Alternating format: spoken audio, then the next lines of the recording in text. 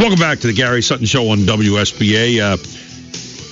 Dr. Dan Geller is a behavioral scientist and author of Money Anxiety. And, for the first time, the total amount of annual consumer spending equals the total amount consumers keep in their bank accounts, their bank savings accounts, that is. Is that good or bad?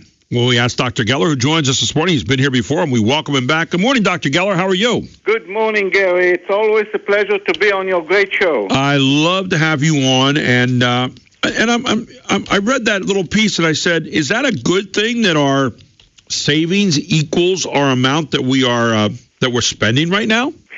Well, it's good and bad. It's the reality. What we are looking at, as you mentioned, for the first time, the amount of consumer spending at $11.9 trillion for all of 2014 equals the total amount that consumers have in their bank accounts, which is also $11.9 trillion. And this, as long as we have records, never happened. Traditionally, historically, consumer spending was higher than the savings in the banks. So that sounds like a good thing so far. I mean that we're getting back up and we're worried more about kind of balancing the budget, so to speak, right? Yes, but keep in mind we are a consumption-based society. So yes, savings is important, but too much of it, like anything else in life, is not good. So I would say that the normal situation is where consumption is slightly higher than the total savings in the bank. What we are seeing now is really a delayed reaction from the recession. I mean, we can see, I put a graph on my blog on moneyanxiety.com that shows how the amount of consumer spending and consumer savings merged in the last 7 years since the recession. And this was a gradual process, meaning consumers saved more and did not increase their spending as much as they did after previous recessions. And that's why we have here the convergence point. But this is a delayed reaction to the recession. People, the Great Recession left some very deep scars, financial scars with many people, and I think they are much more cautious this time around as far as their spending and savings. Talk about, I'm really interested in what some of those scars are, because I think we can feel them. I think there are a lot of people who are risk adverse right now. I mean, we're seeing the millennials, particularly as a generation, seeming like they're just now tiptoeing into the housing market.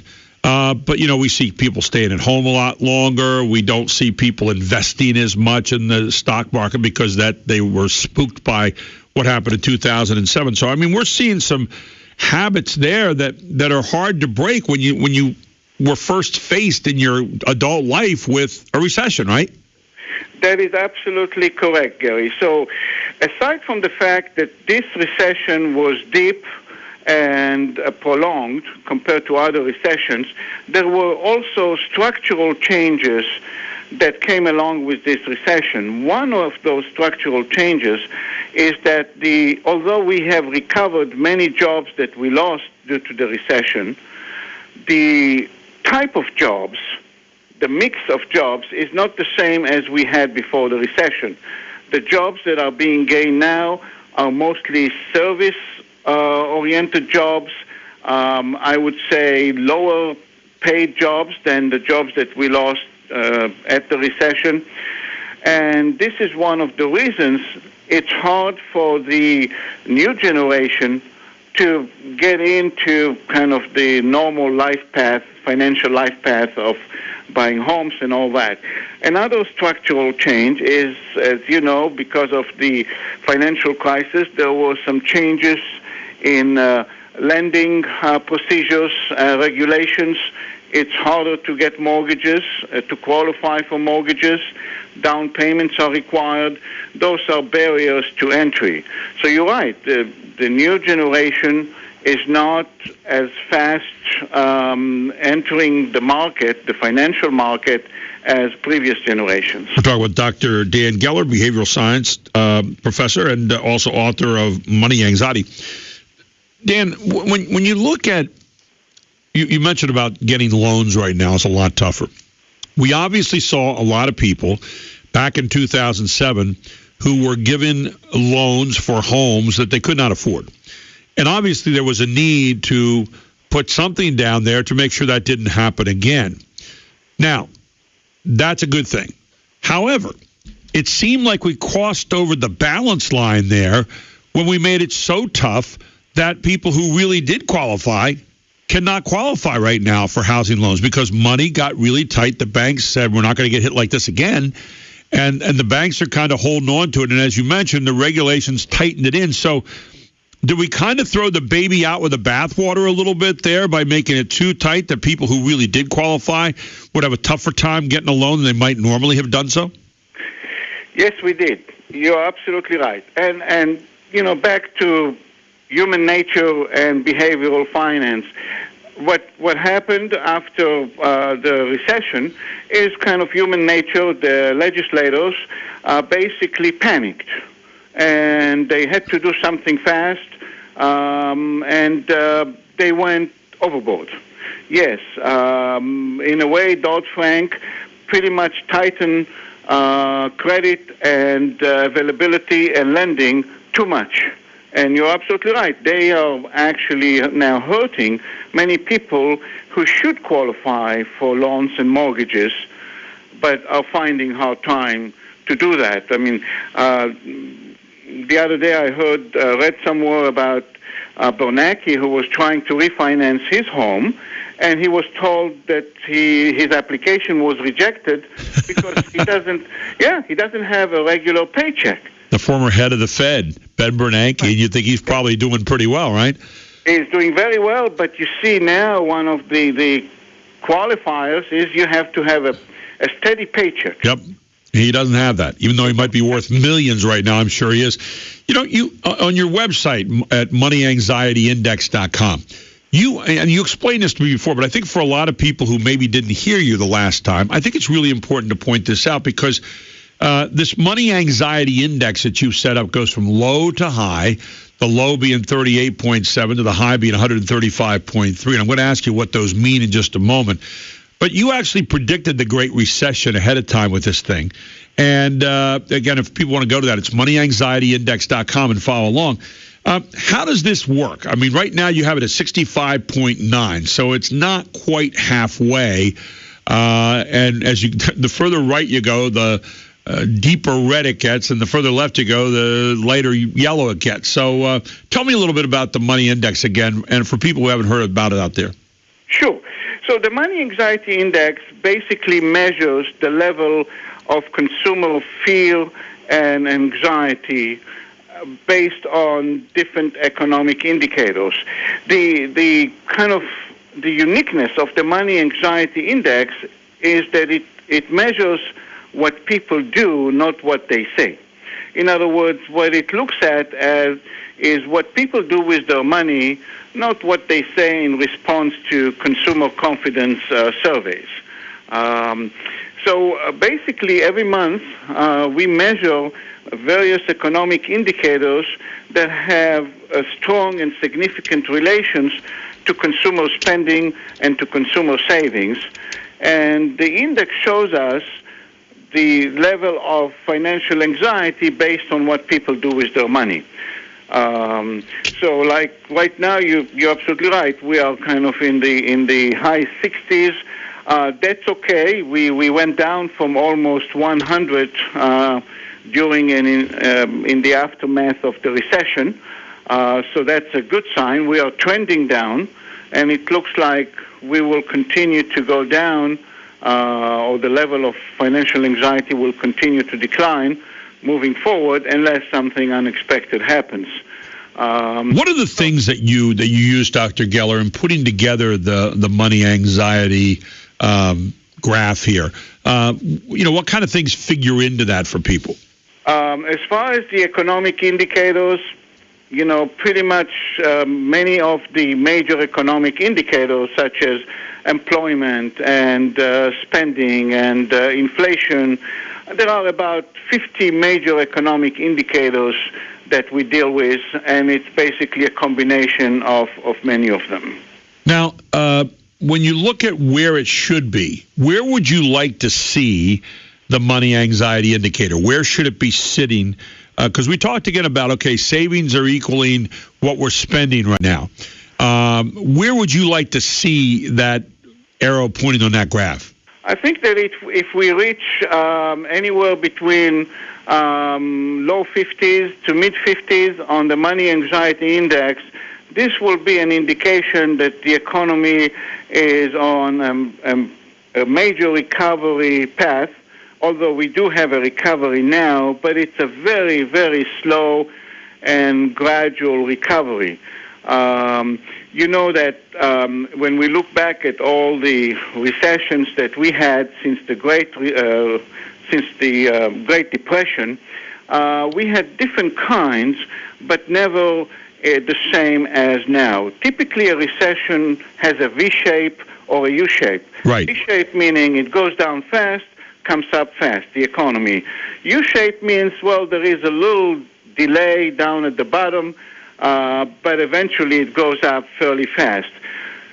This recession, the Great Recession, has almost like an L shape, almost like a hockey stick, because the climbing back up is very slow, very gradual, and that's why we are 7 years after the beginning of the recession, and we are still dealing with the aftermath of the recession, such as, let me ask you this. How long has it taken us to get out of most other recessions, on the average, if you have a rough average? Typically, when we look back from the time the recession ended officially, and recovery was maybe a couple years the most. Okay. We were out of it. Now, why is this one so long? Is it because of the times we live in? What has caused this to be, for a lot of people, feeling like it's 7 years long? Now, I know there are many of our leaders who tell us that, hey, things are great, the stock market's up and all that, but a lot of people don't translate from the stock market to Main Street. They don't see that exactly, and because some people have been risk averse, not going back into the stock market as much, they're a little bit more hesitant, and they don't feel, we hear about the wage gap, we hear about wages going down in our country. So why has this one been so much longer than the average one you're talking about? One of the reasons, Gary, is that it was deep. People lost a lot of money in the 401ks and other savings and equity. You see, traditionally, home equity was kind of the financial center of our life. People who owned home used to take home equity loans and finance other things. It was like the banking center of our financial life. And suddenly, to lose an national average, about 40% of the value of our home was very devastating. So that's number one, the financial devastations to people. The other reason is the structural changes that came along. Not so much because of the recession. It just happens that during that time there was a shift in the in the type of jobs that this country now produces. We produce more service-oriented type of jobs than other type of jobs that we had before the recession, and we lost them. We're not making as many things as we are providing services, is what you're saying. That's correct. And for the most part, those jobs, the new jobs that are coming online now, pay less than the jobs that we lost during the recession. Right. And so thus the wages are down. And I was interested last week. One of the things, I have so many thoughts going through my mind here, but one of the things I like about your money index is you base it on the financial behavior of regular folks, of real people, and what we truly spend in this country. And when you use that, it seems to me as a predictor, then you are really making sure that your numbers are going to be pretty true, because what you're doing, that's authentic. I use the word authentic a lot, but that's authentic. In other words, what I buy and what I want and the supply and demand that I take part in every day and that you take part in as citizens and as people in this country really projects what's really happening. And it seems to me that the more that the government takes from me and uses elsewhere based on choice, not on the natural exchange of goods and services, that seems to me to be inauthentic. I want to talk to you about that when we come back and get your thoughts on that, Dr. Geller. Dr. Dan Geller with us here this morning on the Gary Sutton Show. His website, moneyanxietyindex.com. Check it out. I mean, it's really interesting stuff. And you can also read his book, Money Anxiety. You can check that out on Amazon.com or check it out at bookstores. He's going to be right back with us to talk about inauthentic versus authentic numbers and predicting what might be coming our way in the future. Would there be another recession out there anytime soon? We'll ask Dr. Geller that when we come back here on the Gary Sutton Show on News Radio 910 WSBA.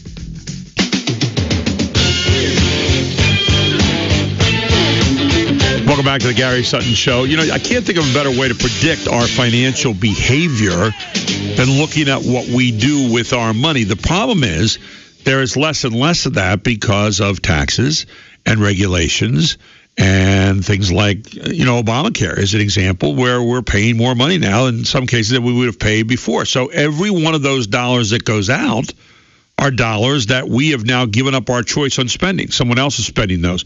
We're with Dr. Dan Geller this morning, who's a behavioral scientist and also author of Money Anxiety. And I'm looking at his website, moneyanxietyindex.com, and I hope you look there with me. Dr. Geller, when you look at all these people that give you all these predictions, especially politicians. Politicians are notorious for telling you, hey, we're doing really well or we're doing really poorly based on some numbers they gather up.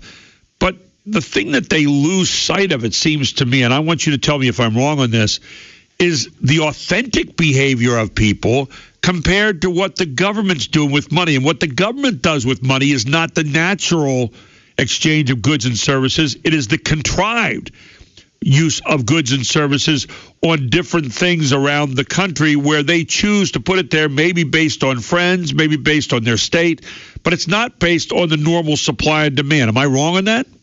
No, you're absolutely right, Gary. And the true measurement of the economy is to measure what people do out of free will with their money. Thank you.